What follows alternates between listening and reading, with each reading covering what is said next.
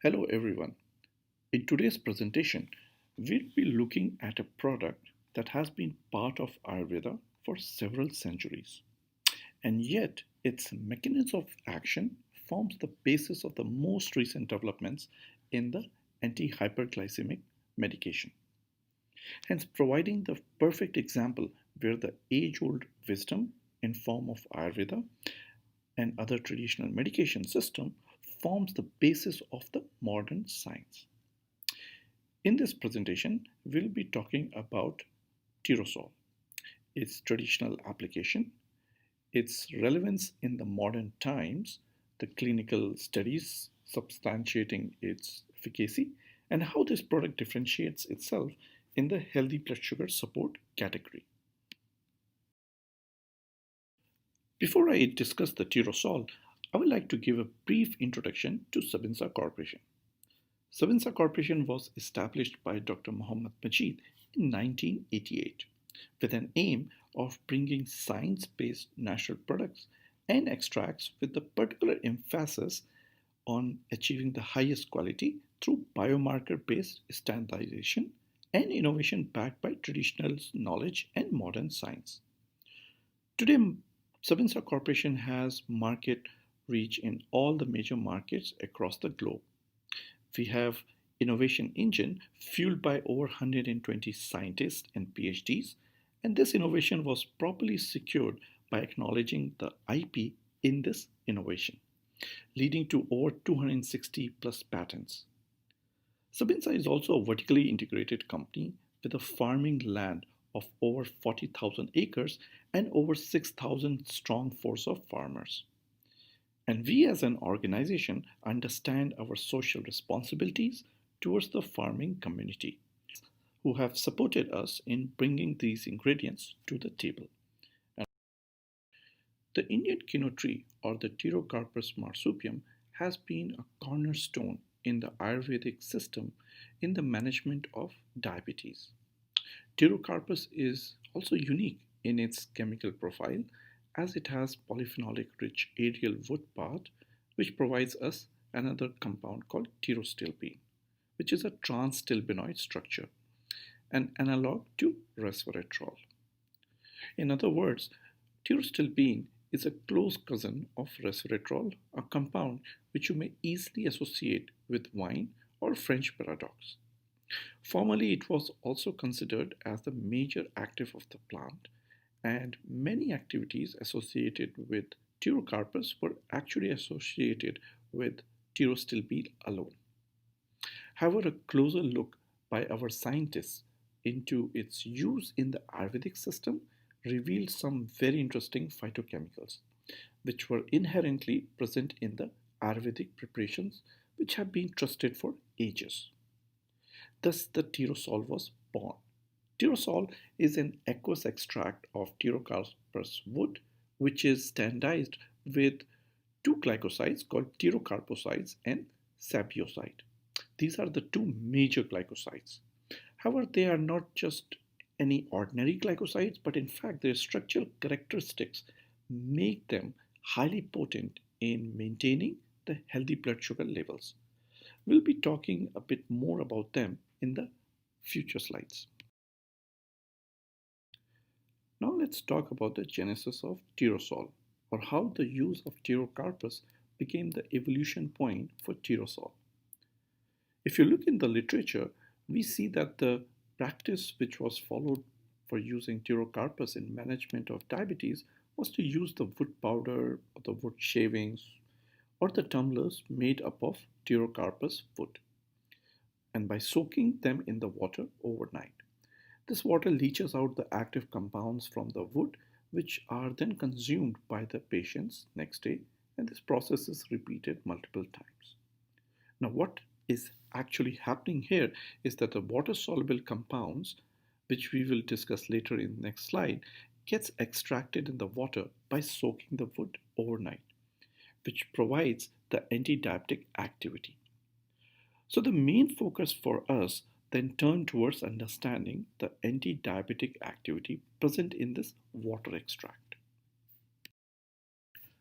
On this slide, you can see the naturally occurring C glycosides present in the Pterocarpus heartfoot. Now, at this point, I would like to give you a brief insight how our scientists were able to identify and isolate these C glycosides. Now, determination of active compounds in a crude natural product is quite a challenge in itself, as you start with the crude extract and start following the activity trail across different fractions. The natural product development becomes even more challenging because of the very nature of the raw material, where the actives can have variations like seasonal, geographical, age of the plant, or even the soil characteristics. But the real and consistent value and the quality of product can only be achieved once we are able to overcome these challenges. Under the guidance of Dr. Mohammad Majid, Sabinsa pioneered the biostandardization in the natural product industry. In pTeroSol, our scientists followed the same trail, starting from the raw material and going through various extracts and their fractions and subfractions, and zeroed in into two new compounds called pterocarposide and sapioside. These are the polyphenolic C glycosides. Sometimes these chemical terms seems challenging to keep a track of, but as a thumb rule, you can remember that the glycosides are the compounds where the sugar moiety is attached to another compound, which, for example, could be polyphenols. And depending on how they connect with other compound, these glycoside bonds can be O glycosides, N glycoside, S glycosides, or C glycosides. While the O glycosides are very common occurrence, the C glycosides are the rare types. And in this presentation, we will concentrate on these C glycosides. C glycosides also attracted a lot of attention as many of them demonstrated their effectiveness as the therapeutic agent. So one may ask, what is so special about these C glycosides? From the structural point of view, the C glycosides are resistant to enzymatic or acidic hydrolysis. And from the functional aspect, the C glycosides are actually considered potential candidates for the management of hyperglycemia. The reason is that the C glycosides are a very good inhibitors of glycoprocessing enzymes in the body. Now we will see how C glycosides can actually help to manage blood sugar levels. So while the conventional blood sugar level management strategies revolve around maintaining the insulin levels, reducing the insulin resistance, inhibiting the calorie absorption, or interventions related to the changes in the lifestyle and dietary habits. In last few years, the focus has slightly shifted to the kidney and its role in glucose homeostasis. Kidney is involved in regulation of glucose via gluconeogenesis, also taking up the glucose from the circulation and also by reabsorbing the glucose from the glomerular filtrate. Each day, the kidney filters 180 liters of plasma and filters 180 grams of sugar, and almost all of it is reabsorbed by the means of a sodium glucose cotransporter called SGLT2. In people suffering from the hyperglycemia, it was found that the SGLT2 cotransporters showed higher activity, thus meaning transporting more of the glucose back into the circulation. In fact, the SGLT2 transports the glucose as an active process, which means it moves the glucose against the concentration gradient and hence utilizes energy for maintaining even this function. Now, inhibiting SGLT2 can actually help to reduce the reabsorption of sugar in the kidney. SGLT2 is also considered as a potent target for various reasons. First, reducing the reabsorption of sugar back into the bloodstream, reducing the filtered glucose load on the vascular tubular renal components from hyperglycemia-induced damage. It also helps in reducing diabetes-induced inflammation and injury. in managing blood sugar levels without creating hypoglycemic conditions, and managing HbA1c. So till now we have looked at the pterocarpus and its traditional applications, uh, presence of C-glycoside in pterocarpus extracts which were used traditionally. We also looked at the function of C-glycosides on the SGLT2 co-transporters. So now let's look at the clinical evidence on this natural product which contains the C-glycosides, well known as SGLT2 inhibitors. ICMR, or the Indian Council of Medical Research, a part of the Research Council of Government of India, CSIR, conducted the first clinical study on pterocarpus extract. This study was carried out with an aim to evaluate pterocarpus used in Ayurveda for managing the diabetes, and specifically looking into non-insulin dependent diabetes mellitus. Another point of investigation was to see its effect on HbA1c levels and for seeing the safety of using the pterocarpus for a longer duration. This study was undertaken for 3 months on the newly diagnosed patients, which were first put through a dietary intervention to see if the diet therapy can resolve their hyperglycemia. After which, the selected patients with hyperglycemic conditions were started with 2 grams of dosage. After 4 weeks, if there was no improvement, the dosage was increased further to 3 grams and further increased to 4 grams if the dosage of 3 grams did not produce any health benefits. Otherwise, the lowest dosage found to be effective was continued for the rest of the treatment period. During each week, the analysis was carried out on the blood glucose levels, while the liver functions and the renal function were studied every 4 weeks, and HbA1c was studied at the beginning and at the end of the study.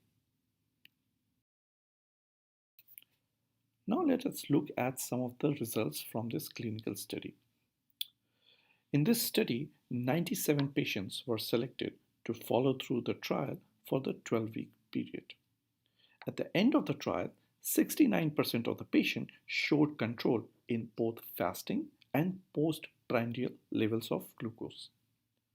In half of the patients, that is 49 patients out of 97, 2 gram dosages achieved the control levels, whereas 3 grams, 11 patients needed, and 4 gram was administered in 7 patients. In addition to the blood sugar levels, patients who had problems of polyuria found complete relief, as well as 67 patients showed improvement in polyphagia. Patients showed no significant difference in the liver health or the lipid health, and HbA1c levels was found to be reducing or lowering in some patients, but because of this short duration of study, a longer duration with a larger patient group was recommended.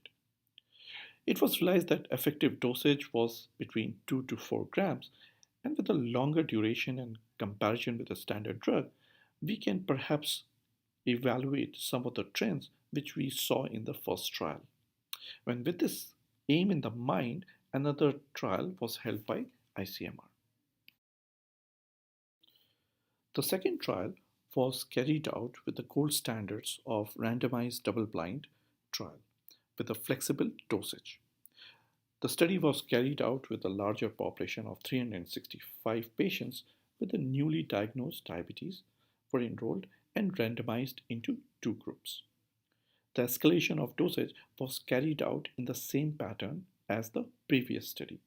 Hence, the patient who did not show improvement with 2 grams at the end of 4 weeks or 3 grams at the end of 8 weeks were upgraded to 4 grams by the end of 12th week. And this administration of supplement was carried out for 36 weeks.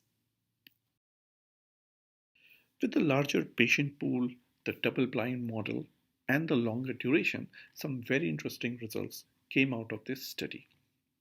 About 86% of patients showed control in blood sugar levels in both postprandial and fasting levels, which can be compared to the 93% patient which showed control in the tolbutamide group.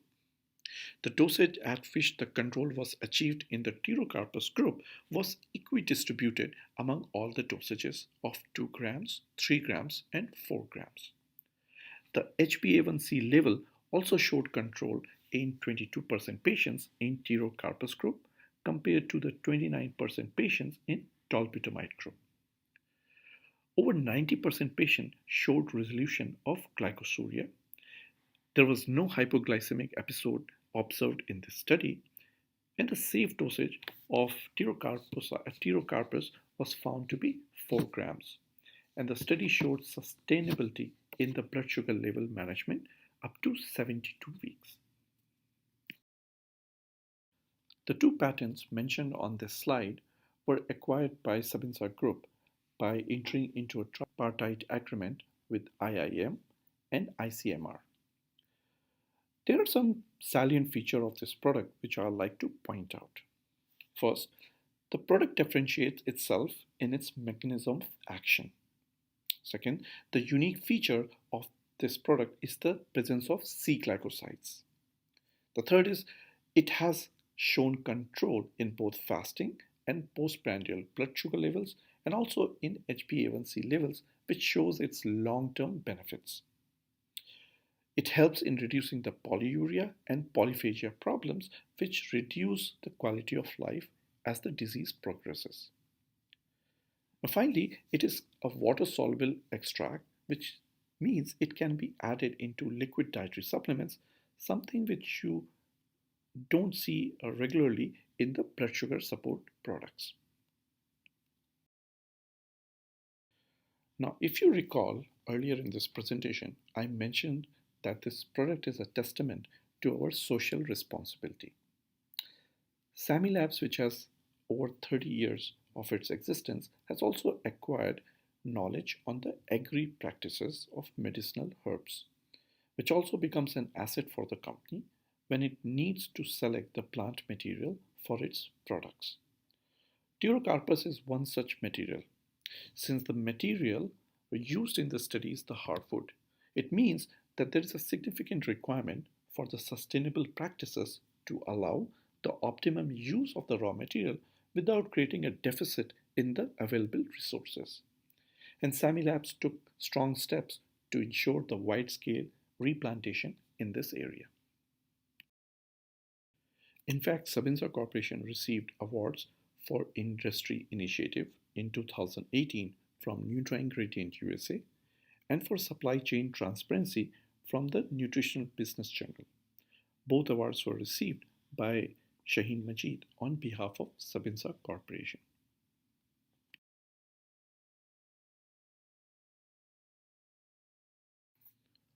So as you see, pTeroSol has a story for itself, which brings both science, social responsibility, a forward-looking mindset, and also appreciation for the knowledge acquired for the centuries and disseminated to us. Thank you for your time.